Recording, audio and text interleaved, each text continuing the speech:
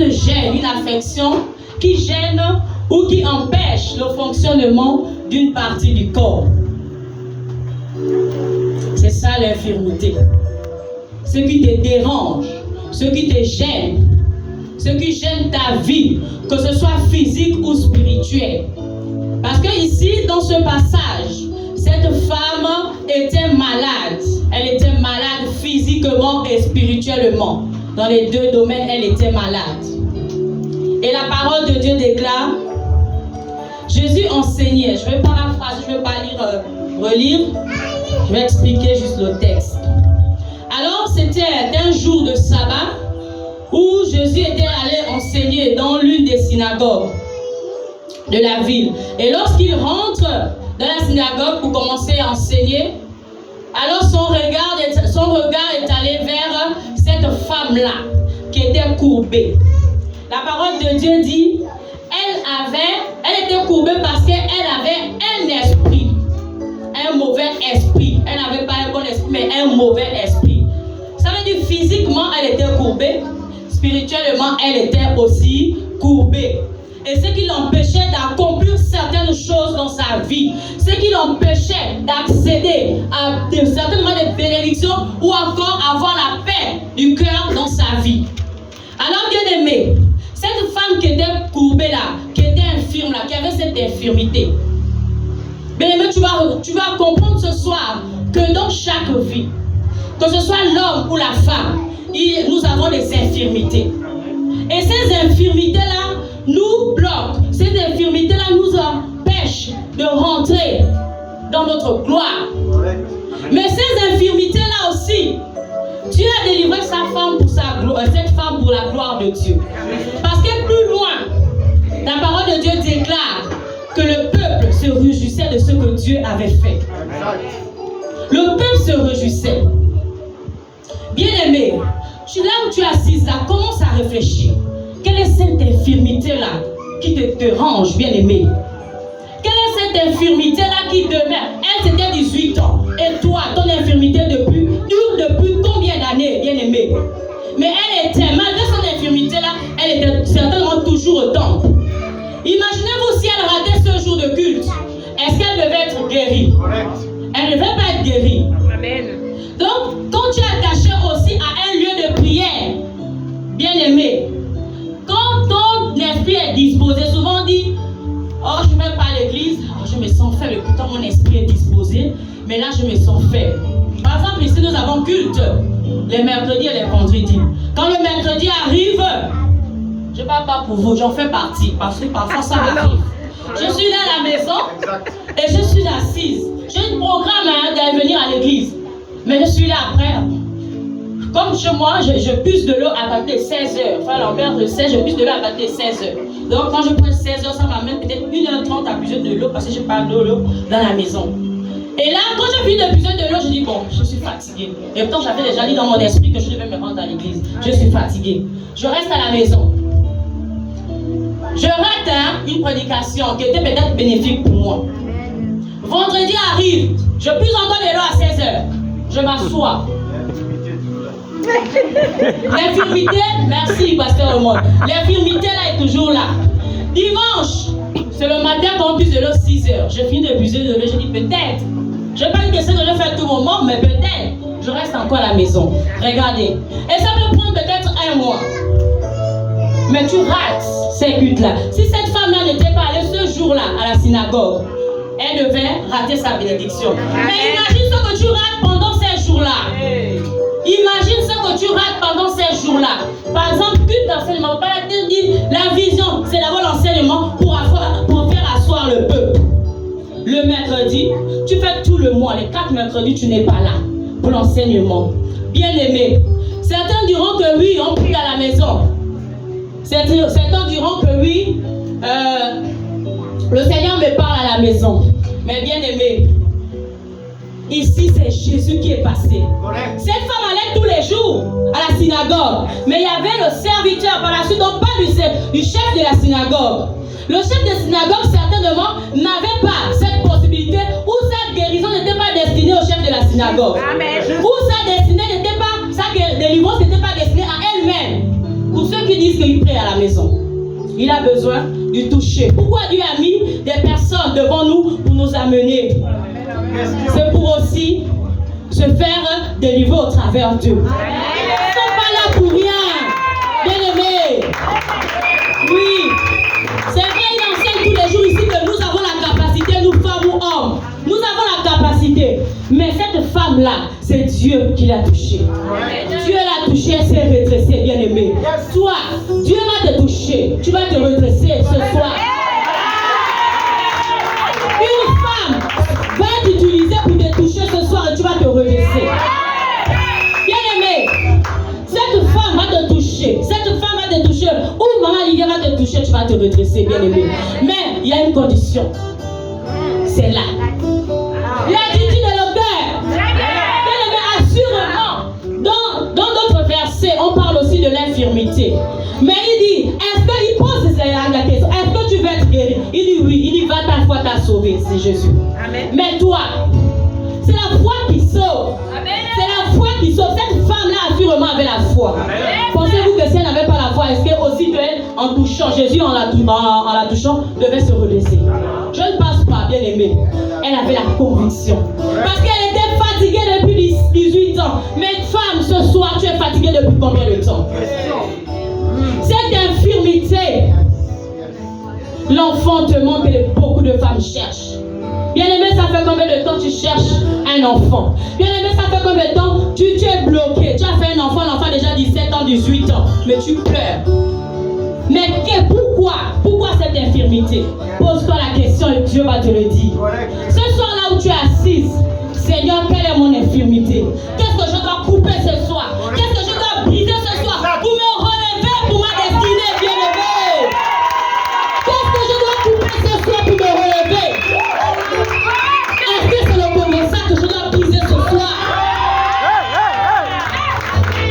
Bien-aimé, est-ce que c'est l'esprit de critique que je dois briser ce soir? Bien-aimé, est-ce que c'est l'esprit de jugement où tous les jours on juge les hommes de Dieu, bien-aimé? Oh! Bien-aimé, réfléchis à ton infirmité ce soir, à cette maladie qui t'empêche de te relever pour ta destinée, pour la destinée de tes enfants, pour la destinée de ton mari, pour la destinée de ton futur, bien-aimé. Et là, cette femme-là, quand Jésus lui dit, lève-toi, quand Jésus lui dit, tu es délivré de cette infirmité.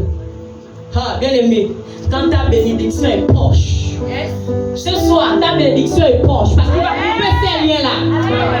Mais, il dit, la parole de Dieu dit ici, mais le chef de la synagogue, indigné, il n'était pas d'accord.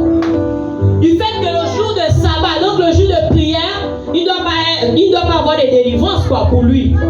La délivrance va se faire d'autres jours, peut-être à la maison, d'autres jours de culte.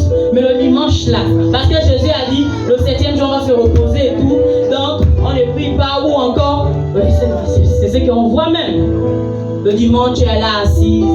Tu dis, bon, c'est le jour de repos. Je n'ai pas besoin de prier. Mais bien aimé, pendant que tu as un pas de ta destinée là, de ta bénédiction, de ta délivrance, il y a ce chef de la synagogue qui s'élève pour ta vie, qui va t'empêcher de rentrer dans ta bénédiction, qui va t'empêcher de te relever, bien-aimé, de changer d'attitude au lendemain de ce programme. Amen. Il a toujours l'ennemi qui se levera, toujours pour t'empêcher de rentrer dans la guérison, pour t'empêcher de rentrer dans ta délivrance. Et ce chef de la synagogue indigné n'était pas content. Bien-aimé, au contraire, tu dois te lever. Tu as dit, Seigneur, je suis fatigué de mon infirmité. Je veux rentrer, je veux voir ta gloire. Comme pouvaient dire les servantes hier, le chrétien n'est pas là pour souffrir. Ça, jamais. Si tu souffres, c'est parce que c'est toi-même qui désires aussi souffrir. On te visionne quelque part où on te dit, femme ou homme, je devrais servir le Seigneur. Quand maman Natacha pouvait faire son témoignage, elle est allée gauche, droite, elle a vu que c'était très difficile. Elle a fait comme elle est obligée de revenir servir le Seigneur. Bien-aimé, l'Éternel te dit, ça c'est bien, que tu seras délivré. Amen. en déposant tout ce soir devant lui. Le Seigneur est devant toi, bien-aimé. Il dit dépose tout. Dépose à mes pieds. Je suis là. Je vais te toucher. Ici, il y a eu le toucher spirituel, le toucher physique, bien-aimé. Et ce soir, je déclare que tu vas recevoir le toucher physique, le toucher spirituel, bien-aimé. Tu vas recevoir cela. Tu vas recevoir cela. Le travail, tu cherches depuis des années. Mais quand tu dors, tu rêves. Que tu vois seulement une longue corde où il y a les nœuds, il y a les nœuds, il y a les nœuds. Et quand tu arrives au bout de la corde, tu vois le grand. Ma bien-aimée, ce soir, tu vas couper, tu vas dénouer ces nœuds-là.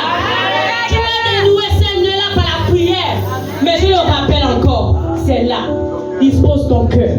Parce que tout, si Dieu voulait qu'on voie ce qui est à l'intérieur là, lui-même il dit, l'homme regarde quoi? Le visage, l'apparence. Mais Dieu regarde quoi? Imaginons que le cœur a été ouvert. Maman, on ne prierait pas. Je sais que maman Chimène pense de moi. Est-ce que moi je vais venir encore à l'église? Ça, jamais. Mais Dieu te dit, ne regarde pas tout ça. Ouvre seulement ton cœur, je le vois. Même si moi, maman m'a dit, je vois que tu as le visage serré, je vois que c'est laver le visage serré, n'était pas disposé. Mais ton cœur est disposé, c'est Dieu qui va. Ce n'est pas moi. Ce n'est pas moi qui vois, c'est Dieu. Ce n'est pas moi qui vois. Alors il faut toujours être en éveil. D'où le thème de Maman Natacha.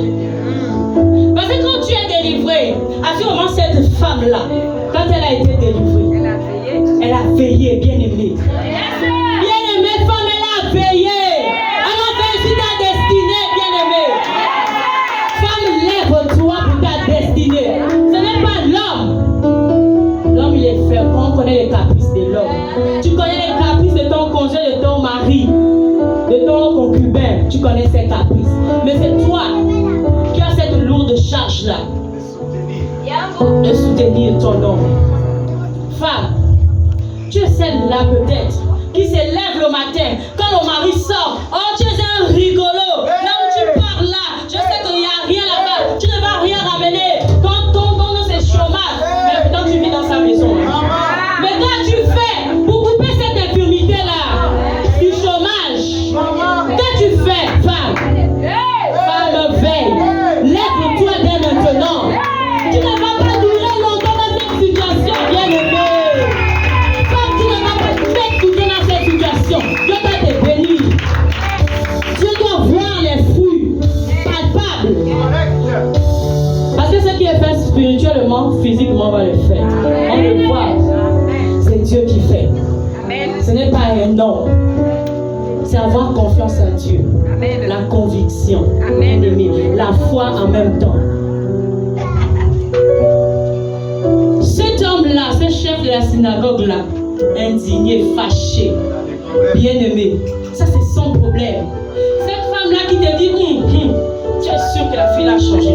Tu es sûr que la fille là va se marier demain. Tu es sûr que la dame qui élève ses enfants seule là aura un homme demain. Mais dans ta conscience, tu sais que moi je suivi un programme à EEC, alors je suis délivrée. Amen. Et je vais me marier. Alors je suis délivrée et demain, je ne vais plus vivre cette situation. Alors je suis délivrée, demain, je ne vais plus aller frapper à la porte de la voisine.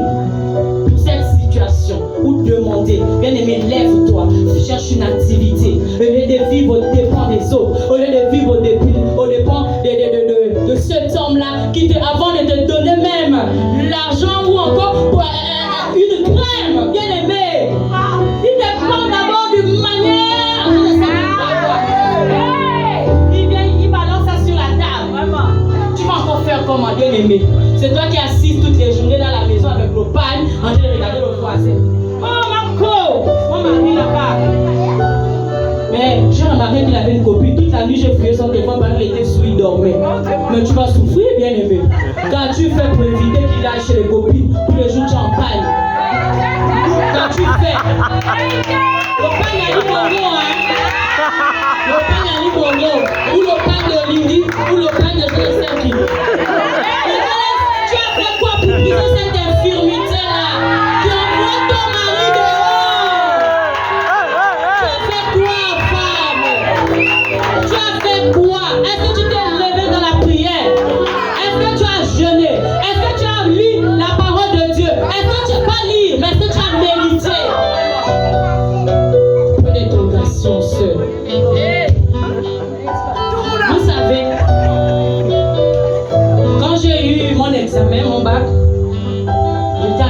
bien aimé.